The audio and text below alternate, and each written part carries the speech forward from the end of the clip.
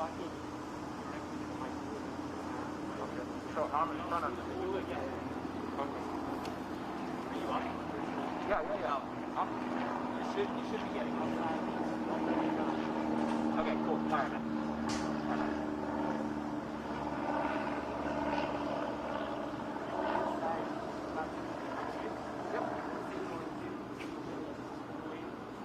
You'll signal or yeah. Oh, where's the mic at? Is it high? Nice. Okay. No, I have this piped up. There's nobody in there, so. Yeah, it's pretty small too. Yeah.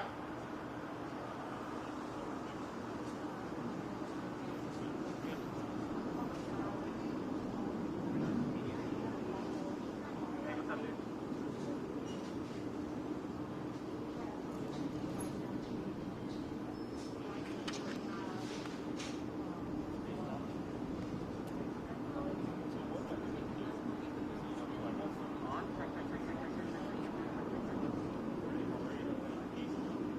No. That's not good. It's literally going to start as soon as we want it to. No, don't move us. We're going to first. How far out?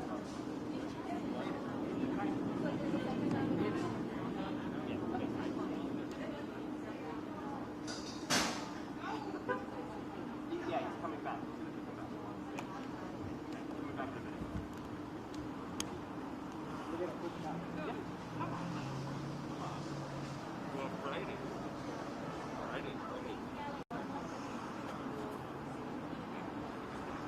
Minute off. And supervisor right there. I got 1 minute inside. 1 minute.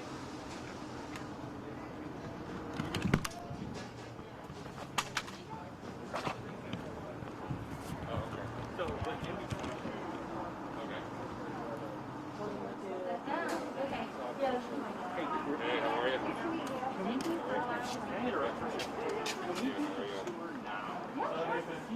Hey. Hi, Grace. How are you? Oh, hi. My dad. Nice to meet you. Are you dad? Yeah. Are you proud? Yeah. Yeah. Huh? That's cool. This is your place? My place is actually over there. My family owns business. Yeah. Okay, so what's going to happen? Grace is going to take out a tour. Okay. They're going to capture it. Use it for that invitation. Perfect. To be a show. Yeah. Hello. How are you? They're going to signal us, so we are ready. So for the tour, can we just start here and I just talk about everything that's going on? Yeah, you can start there, but keep your eye on the fact that he's looking at you, right? So kind of talk this way? Yeah, talk this way and kind of show. Yeah. Okay. Hold on. You got Just like this. it. Good. So your dad's family? Look at his finger. Like that? Your family started it? Yeah, so my parents started this 11 years ago and they've been in the the restaurant business for like 25 plus years. We started one of the first 10 restaurants in San Diego and then we ended up over here. So, we're trying to do everything that we can. We're doing seating outside, dividers. We have our notices here. Everyone should have their mask on. We have our employees take their temperature and then make sure if they're not feeling well, they just stay home. And we have the space inside. Now that we're allowed to open inside, our customers are allowed to choose if they want to sit inside or outside, but we make sure that, they're not sitting next to each other. Right. We separate them out Space here. them out. We always make sure that the customers wear their masks even until after they place their orders, just so that we keep our employees safe as well. And we have little sanitizer stations here. We put COVID guidelines, their notices up everywhere that we can, and then we have our takeout stations on one corner. Right Yeah, over so there. that we're not in direct contact. So whenever our employees and customers are talking to each other, we have this divider here so they're not in direct contact. We go even as like use pens, sanitizing. So, we try to make everything as safe as possible, Right. Do our best. So and then I know it's hard. it is, it's, even if we're losing money, we're putting more money into like buying supplies. So any grant that comes in, honestly, it helps us anyway. Helps you. Yeah, it helps so much. When we wanted to focus our grants too on the smaller family-run businesses that don't always get a lot lot of the assistance and help.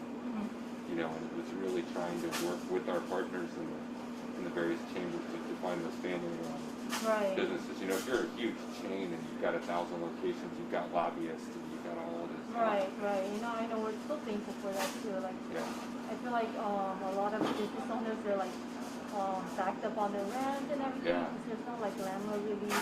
But so I mean, most of these things are going into like rent, supplies, and payrolls, and every dollar counts. Yeah. Well, being a small business is hard outside of a pandemic. Oh yeah. How is your takeout business been okay since you've been closed with indoor? Takeout business has been better just because people don't want to come into the restaurant. But at the same time, takeout businesses, when you're ordering through an app, they take a huge chunk of percentage. So I mean, if customers are calling in and picking it up themselves, and I understand if they want to like, you know, for their safety measures, most people don't want to do that. But if they call in, it helps out the business. Right. Because the apps take so much. Right. How many folks do you have working now? So we have 2. We don't have any more than 2. But just because we don't want to overcrowd it, so we don't try to take all the customers that come in as well. We want to like safely do this. Do this in the right way. Yeah. Well, we're trying to help. I know it's hard. Yeah. I know it's really hard. Yeah. And we're pulling through though, and like grants like these are able to allow us to like move forward. Yeah. A little bit of help. Oh no, it's a lot. That's awesome. So this is your takeout station? Yeah, so this takeout station here, we post the menus here. We try not to give our customers the menus, just so that, you know, but if they request it, we can sanitize them. So this is our Korean barbecue menu here. We're known for our tofu soup. We have like different types. Our barbecues as well. Can do different styles. I've been to Korea several times. Oh, you have? How do you like it? I loved it. Yeah, I mean, the food is awesome. The culture is awesome. Yeah. I've tried to tell my kids too, like how great it is because you go, it's such cultural. Yeah, especially right now with like the Korean culture blowing up, I feel like it's just much more enjoyable. And I feel like this is like a little taste of Korea here. Right here in San Diego. Yeah. Well, that's one of the things that makes San Diego great. I mean, my district, you know, you come here and you have the largest concentration of culture. And I also represent areas that have lots of different Latino and certain areas of City Heights. I live in Africa. You know, you have incredible kind of African, Ethiopian, Somali cuisine, and it's like that makes us like from my standpoint that makes San Diego feel great. Oh yeah, I love that about San Diego too. You come from all over and stuff. And I know how hard people work. You know, you have second generation in your family that's trying to make this work. And so we want to do everything we can to make it easier. Especially seeing my parents like 20 plus years ago come to this point of like, you know, as immigrants too, I think it's kind of awesome. And being able to pass on those traits to us. Yeah, no, that's incredible. It really is incredible. Well, we're going to keep trying to help. Yeah, we appreciate that. Thank you so much. Make it easier. And it's good to get out and see it. Yeah. We're gonna have to have a staff meeting in order to take out the whole staff. Oh yeah. We won't use the app because I know. You know, there's a law just changed where the app can't, because you had apps that were like selling directly and keeping the customer data. Oh. And if they buy from you, that's your customer. They're just the delivery. Right. And so they're trying to figure out how they can make that work better. You know, instead of just having them take. Man, you did a good job coming back with this one. That's a dangerous job right there, you know? You did it good, man. They said it worked out perfect. It was live. Yeah? Channel 8 took it live. Oh, nice. Thanks, man. Yeah, my parents wanted me to tell you that they appreciate everything that I was talking about.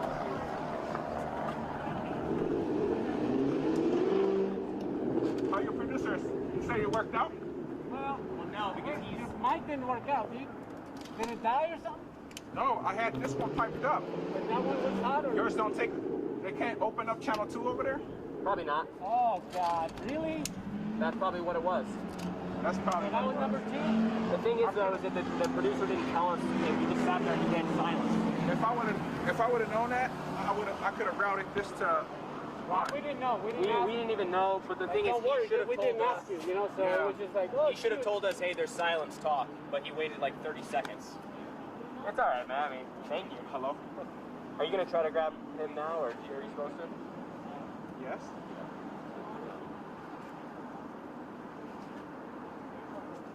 Huh? Or just.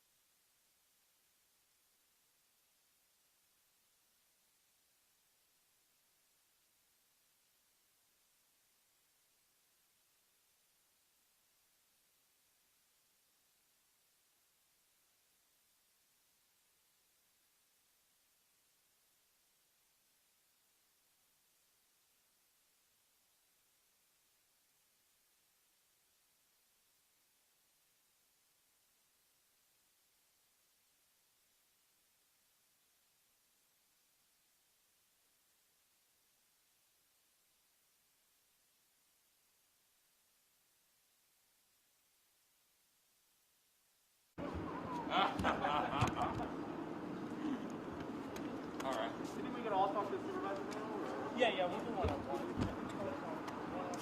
Okay. I need it for a live shot. Live shot? I need it for a live shot. So Yeah. we'll turn it around real quick. No, we're still wait, what are we doing? We're going live. No, not live right now, but we're just live at the end. So we just want They got to get a quick. Oh yeah, you got to go through. Okay. All right. We'll do that.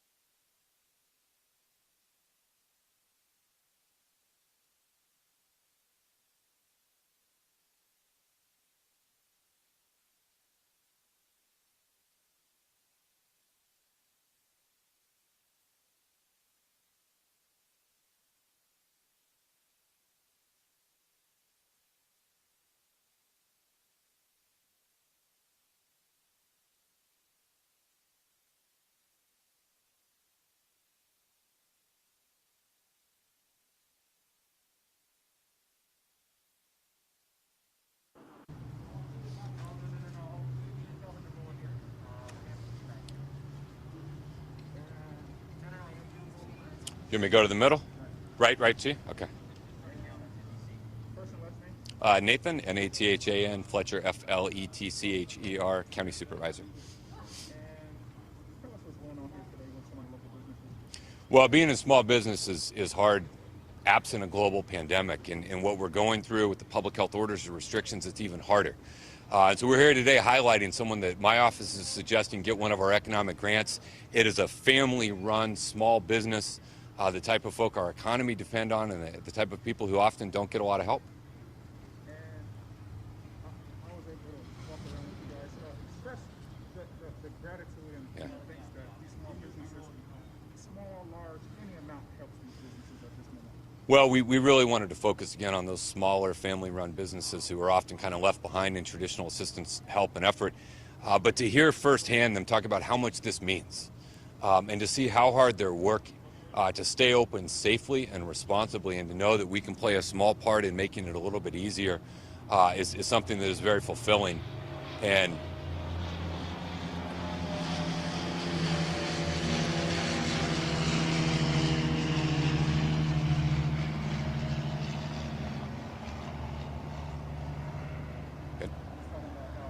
yeah.